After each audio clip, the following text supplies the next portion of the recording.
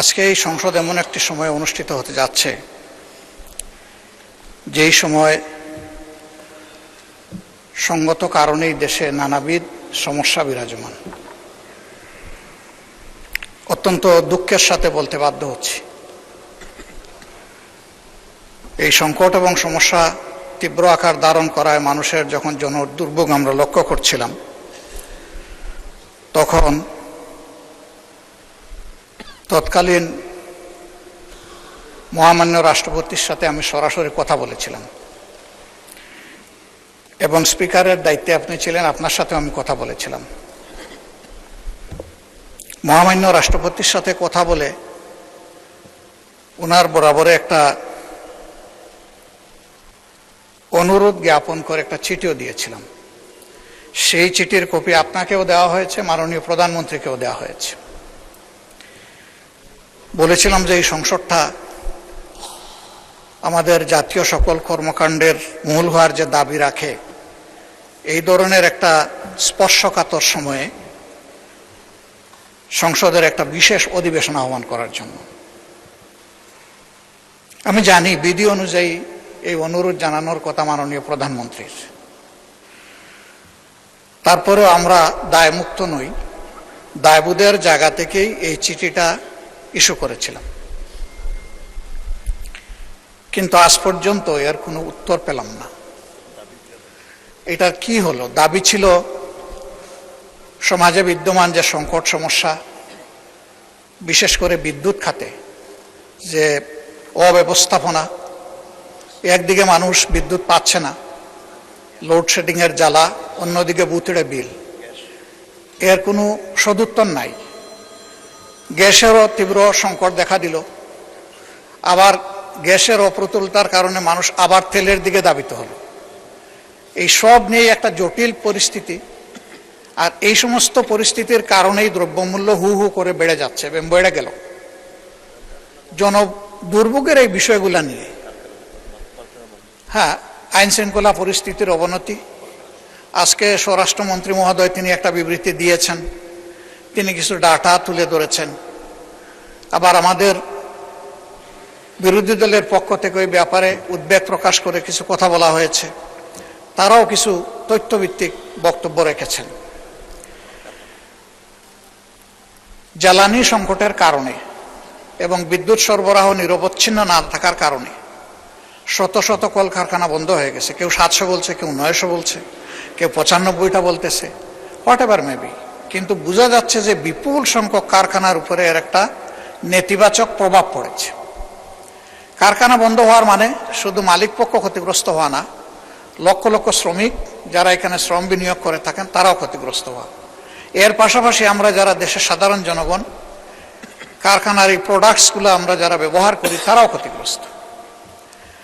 আইন শৃঙ্খলা পরিস্থিতির ব্যাপারে মাননীয় স্বরাষ্ট্রমন্ত্রী তিনি বিবৃতি দিয়েছেন, তিনি একটা তথ্য দিয়েছেন, কিন্তু আমরা যখন সমাজে যাই তখন তার বাস্তবতা খুঁজে পাই না। এর আগে এখানে বিদ্যুৎ জ্বালানি সম্পর্কেও বিভিন্ন সময় বক্তব্য দেওয়া হয়েছে যার সাথে কোনো মিল ছিল না। স্বয়ং স্পিকারের আসন থেকেও বলা হয়েছিল তখন যে আমার বিদ্যুৎ পাই না। এটার সাথে আসলে আমরা কোনো মিল খুঁজে পাচ্ছিলাম না। সেই কঠিন সময়ে যখন জ্বালানি নিয়ে ভয়াবহ সমস্যা দেখা দেয়, তেল নিয়ে, তখন এই সংসদে একটুখানি আলোচনার ফলে একটা সমাধান বের হয়ে এসেছিল এবং সমাজ আতঙ্ক থেকে রক্ষা পেয়েছিল। আমরা এরকমই একটা সদিচ্ছা নিয়ে এই সংসদ অধিবেশনটা আহ্বান করার অনুরোধ জানিয়েছিলাম এবং আলোচনাকালে এটাও বলেছিলাম যে এটার জন্য কয়েকদিনের প্রয়োজন নাই, কয়েকটা ঘন্টার জন্য ডাকলেই হবে।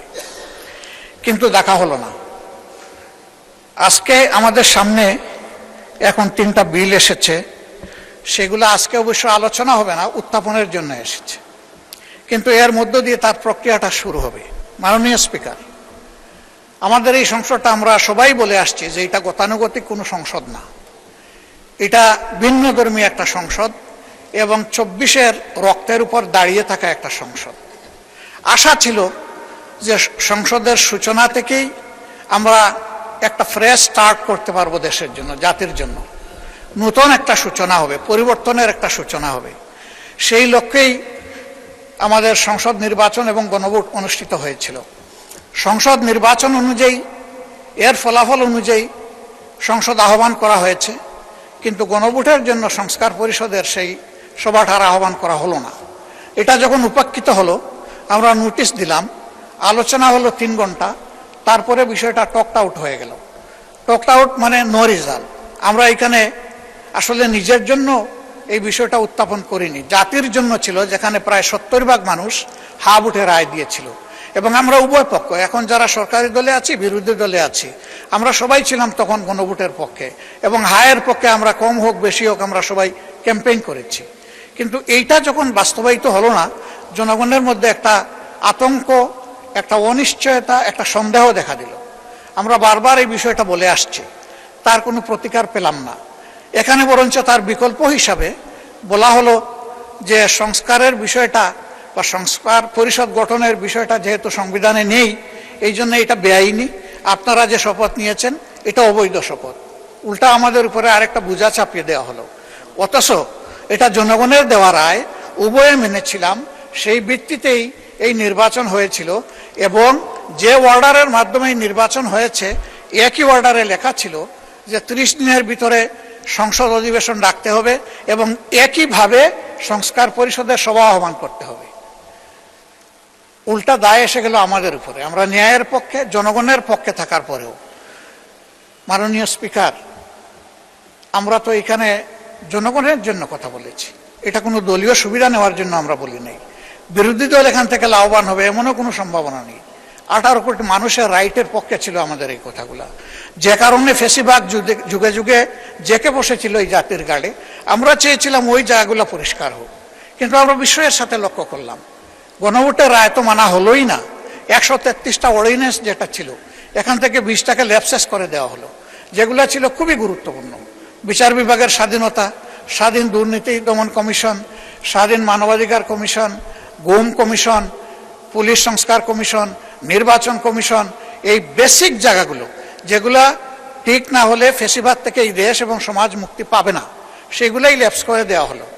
এখন আমরা দেখছি যে সেইগুলা আস্তে আস্তে বিভিন্ন কায়দায় আপনারা এখানে, মানে আপনারা বলতে সরকারি দল এখানে নিয়ে আসছেন।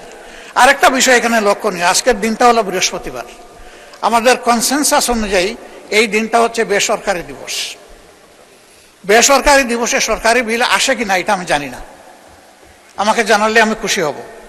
আজকের দিনটা হলো বেসরকারি সদস্যদের জন্য। হ্যাঁ, বেসরকারি সদস্য বিরোধী দলেরও হতে পারেন, সরকারি দলের হতে পারেন, মন্ত্রীদের বাইরে যারা আছেন তারা সকলেই আমরা বেসরকারি সদস্য। আমরা সেই বিল আনতে পারি, এবং পেন্ডিং অনেকগুলা বেসরকারি বিল আছে, সেই বিলগুলো আজকে না এনে আমি মনে করি যে এখানে অধিকার ক্ষুণ্ণ করা হয়েছে। এবং আজকে এখানে যেভাবে সরকারি বিল উত্থাপন করা হচ্ছে, এটা বোধহয় কোনো ভালো নজির হবে না। হ্যাঁ, স্পিকারের জুরিসডিকশনের জায়গা থেকে যদি কিছু করার থাকে সেটা আমরা জেনে নেব, কিন্তু আমরা এটাই জানতাম যে বেসরকারি দিবসটা বেসরকারি সদস্যদের জন্য। এই সব কিছুতে আমরা দেখতে পাচ্ছি যে সংসদকে ঠেলে একতরফাভাবে এক পেশে করে নিয়ে যাওয়া হচ্ছে। আমরা নীতিগতভাবে এই ধরনের বিলে আমরা অংশগ্রহণ করতে চাচ্ছি না। আমরা আশঙ্কা করছি যে এর মাধ্যমে সংস্কারের যে মূল দাবি সেইটাকেই চাপা দেওয়া হবে। তা আমরা সেই চাপা দেওয়ার পক্ষে নাই। আমরা সংস্কারের মূল দাবির পক্ষে জোরালো এবং স্পষ্ট অবস্থান আমাদের। আমরা এখান থেকে সরিনি। আমাদেরকে অফিসিয়ালি নন অফিসিয়ালি এই পার্লামেন্টের ভিতরে এবং বাইরে অনেকবারই অনুরোধ করা হয়েছে যে সংবিধান সংশোধনের কমিটিতে আসেন। একটা কমিটি এখানে পাশ হয়েছে, আমাদের প্রতিবাদ ছিল, আমরা অংশগ্রহণ করি নাই, সব ঠিক আছে। ওইটা পাশ হয়েছিল সংবিধান সংশোধন কমিটি নামে। পরে আমরা যখন বললাম যে সংবিধান সংশোধন কমিটি নামে কোনো কমিটি হওয়ার কোনো বিধান নেই, আমরা পরে শুনলাম যে এটার আগে একটা বিশেষ শব্দ বসানো হয়েছে। সেই বিশেষটা এখানে পাশ করা হয়েছে কিনা আমি জানি না। একটা কমিটি যদি আসলে এই হাউস থেকে পাশ করানো হয়, তাহলে তার প্রত্যেকটি অক্ষরও এখান থেকে পাশ করাতে হবে। সেটা তো হয় না, ওইটার পক্ষে আমরা ছিলাম না, এটা বড় কথা না। আমি বলছি যে এখানে প্রসিডিওরটাও মেনটেন করা হয়নি।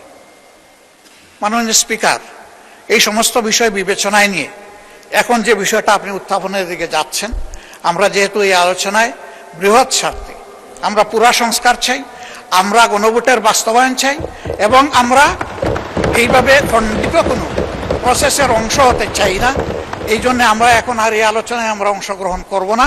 এই পর্বে আমরা সংসদ থেকে বিদায় নিচ্ছি। আমরা আবার ওয়াকআউট করছি।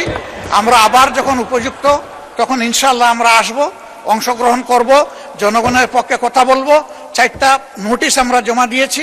আমরা আশা করব সেই নোটিশগুলা জনস্বার্থে, জনদুর্ভোগ নিরসনের স্বার্থে সেই নোটিশগুলা আলোর মুখ দেখবে। এই সংসদে আলোচনার সুযোগ আমরা পাবো। মাননীয় স্পিকার, আমাকে সময় দেওয়ার জন্য আপনাকে ধন্যবাদ। আমরা এখন ওয়াকআউট করছি। আসসালামু আলাইকুম। মাননীয় বিরোধী দলের নেতা, ওয়াকআউট করার স্বাধীনতা আপনার আছে, বাট সংসদের ভিতরে